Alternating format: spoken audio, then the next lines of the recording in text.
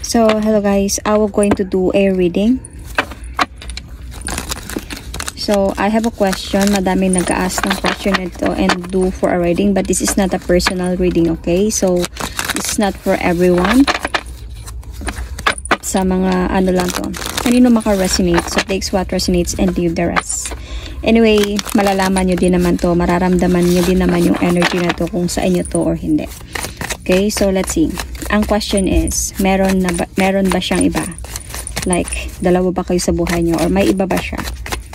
Kung sino man ang manonood ng video na to and you have a partner in your life and you wanted to ask this question or eagerness to ask this question na gusto nyo malaman talaga yung sagot, might be this is for you, okay? So, let's try. 2 cards drop. Oh. Might be right now, andun sa point na you are not talking. Hindi kayo nag-uusap. Might be merong pagod. Pagod ka na sa kakahintay. Kung kailan ka kausapin ng person, I think you are questioning. May iba na ba? Bakit hindi mo ako nakausap? Something like that. So, with the hangman here, in reverse actually. In reverse, I think nagkakaroon to ng clarity sa'yo about the connection. Kasi medyo nawawasak na kayong dalawa with this Tower card. So, 4 of Swords, nandun sa point that stressful na yung situation. I think your person wanted to have a peace of mind about this. Maybe you keep on asking him about, meron bang iba? Bakit ganito ka na? Bakit cold ka na? Bakit parang something like that, you know? Medyo ano na kasi, parang mahina na yung takbo ng situation, ng relationship ninyo. So, I can see here with the Knight of Wands, magkakaroon pa din naman kayo ng communication ng person na to. Still going to. Pero meron talagang other involved or might be meron talagang pagpipilian si person. Kaya nagiging ganito siya.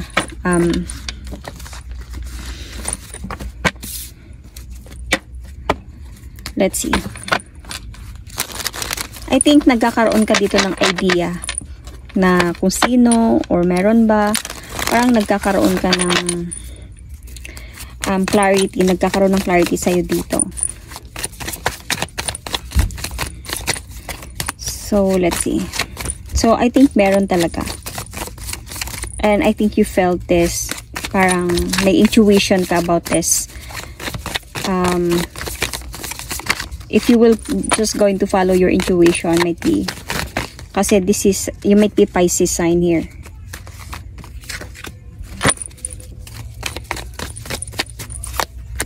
Sun, Moon, Rising, Venus, anyway.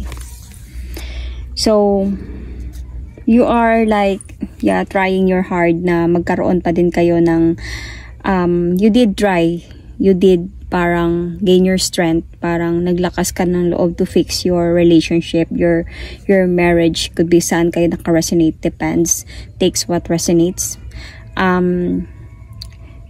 You are trying your best para maging ganito kayo, ka-happy or successful relationship or marriage or ano man ang meron sa inyo, commitment. But then, andun sa point din, dahil sa pagod mo sa sitwasyon na to, sa paghihintay kung kailan kanya bigyan ng clarity about this, I think just really wanted to move on. Sometimes you think about yourself, you think about separation na lang.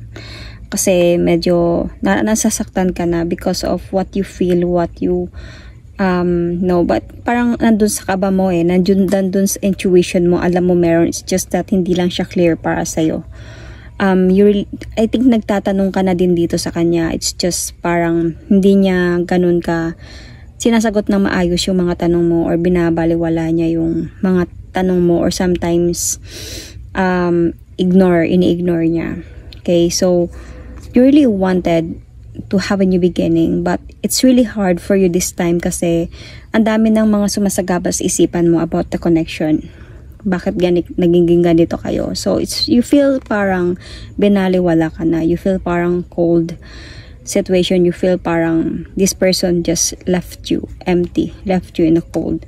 Binaliwala. And you really want na magkaayos kayong dalawa. However, you also wanted to heal from this.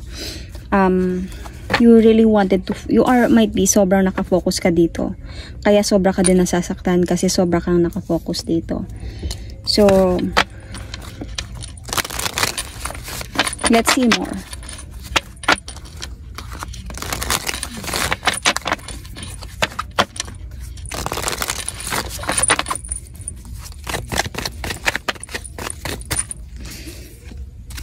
Okay.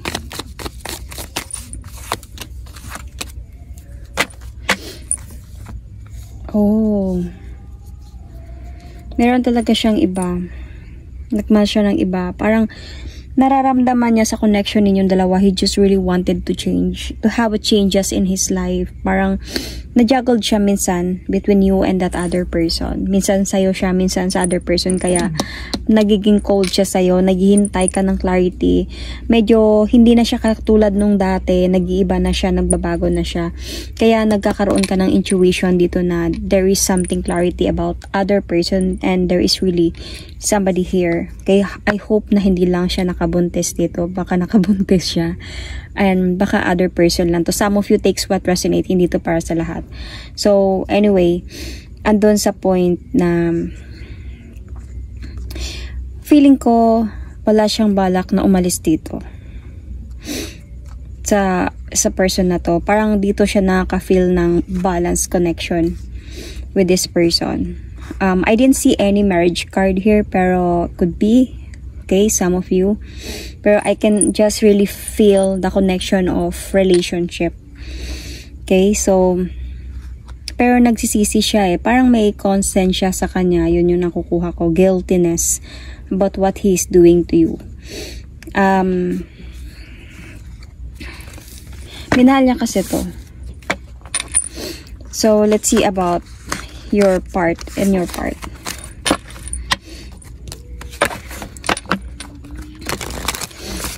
For the last part, ano yung kailangan mong malaman sa connection ninyo, sa relationship ninyo. This is a very old card, kaya naamoy ko talaga yung oldiness ng card na to. I think I need to order new one kasi this is one of my favorite. Ito yung isa at ito yung pangalawa. Meron akong allergy rhinitis, so naamoy ko yung coldness ng card. But anyway, ano yung kailangan mong malaman bago ako matchy? Okay. The Justice card. You might be Libra. Mostly Libra yung nakita ko. Libra, Pisces. Okay, could be Leo sign as well. Sun, Moon, Rising, Venus. Okay, so could be Aries, Sagittarius, Leo. So anyway, I think here you need justice about what happened. Okay? Feeling ko not revenge naman, but I can see that you need to rebuild yourself kasi sobra kang nakafocus sa situation na to, sa sa inyo. And hindi ka na, parang nawawalan ka na ng time for the other things to do because sobra kang nakafocus to gather information about the truth. Naghihintay ka, napapagod ka, nasasaktan ka. Lalo ka nagiging weak because of focusing on this situation. So, you need to be the Nine of Pentacles. To focus on your goals, on what you really need to focus, your happiness, your goals, your stability, yourself, growing yourself, rebuilding yourself. It is short as self-love. Focus on yourself as well. With the High Priestess, be the High Priestess, another Pisces sign. Okay, be the High Priestess. Kailangan mong mag-gather ng information to be wise enough to know the truth, not just to feel and to wait for this person kung kailan siya aamin sa'yo. Even if sobra mo siyang mahal, even if you love this person unconditionally, could be, you might be dealing with an Aries sign, or you might be a Cancer, Scorpio, Pisces, Sun, Moon, Rising, Venus. Even if you really want that, na magkaroon kayo ng new beginning, or this person is going to offer you marriage or new beginning, you really still need to trust your intuition, trust yourself, that you can do You alone kaya mong mag-gather ng truth about this. Ask for a sign, pray, meditate, manifest.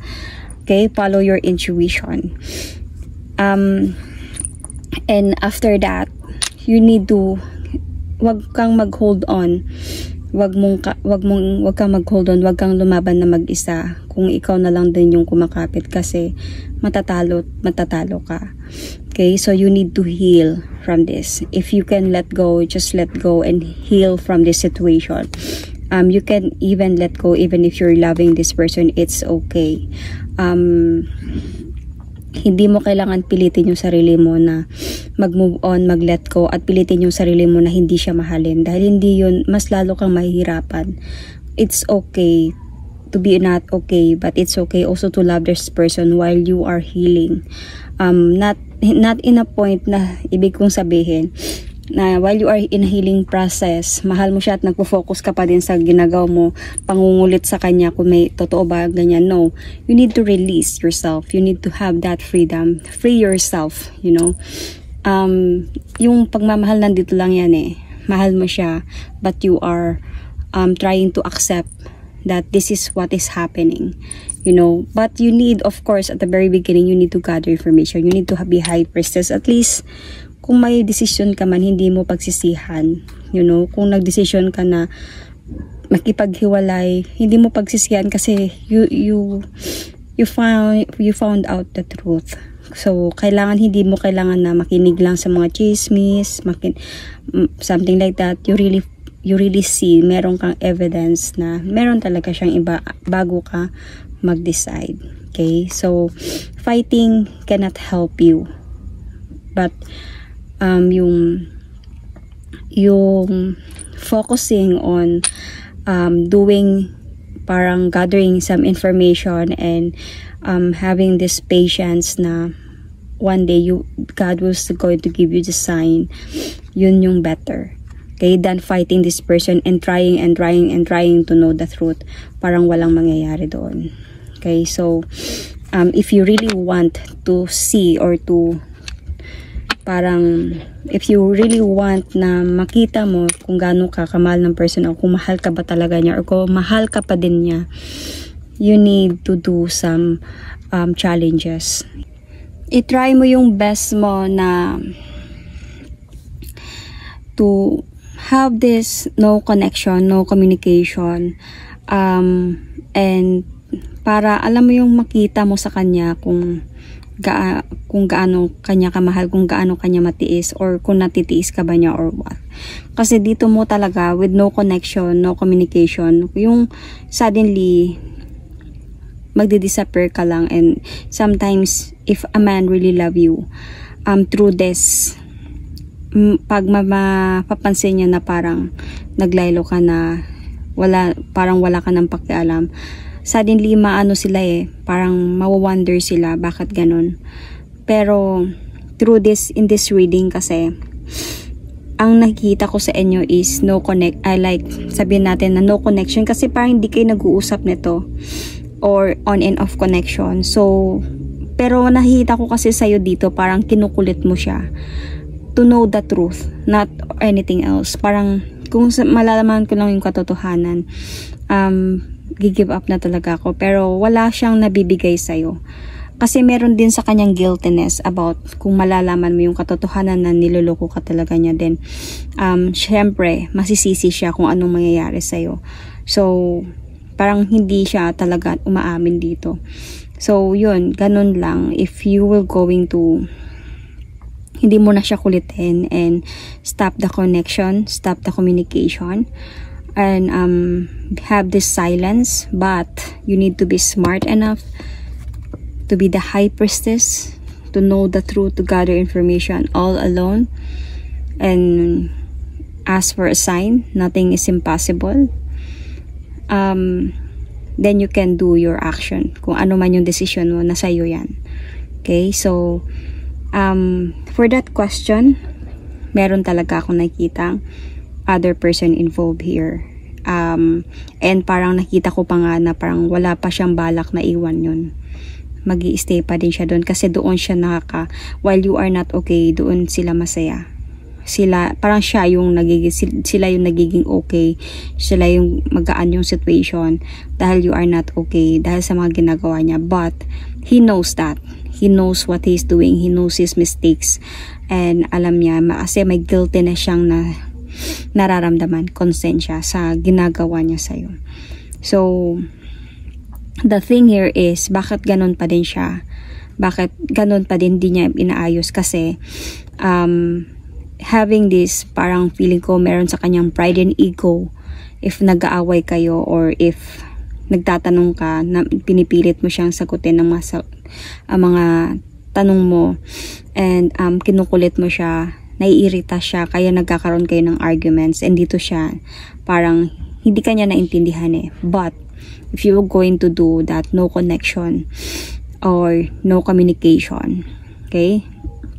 If you let yourself in silence and work alone, then alam mo yung mga ganyan ginagawa niya ng mga Scorpio sign and Cancer sign. But anyway, siguradong makukuha mo talaga yung clarity mo whether he still love you or not anymore, para makapag-move on ka ng maayos if you wanted to already. That is my reading for you. Thank you and God bless.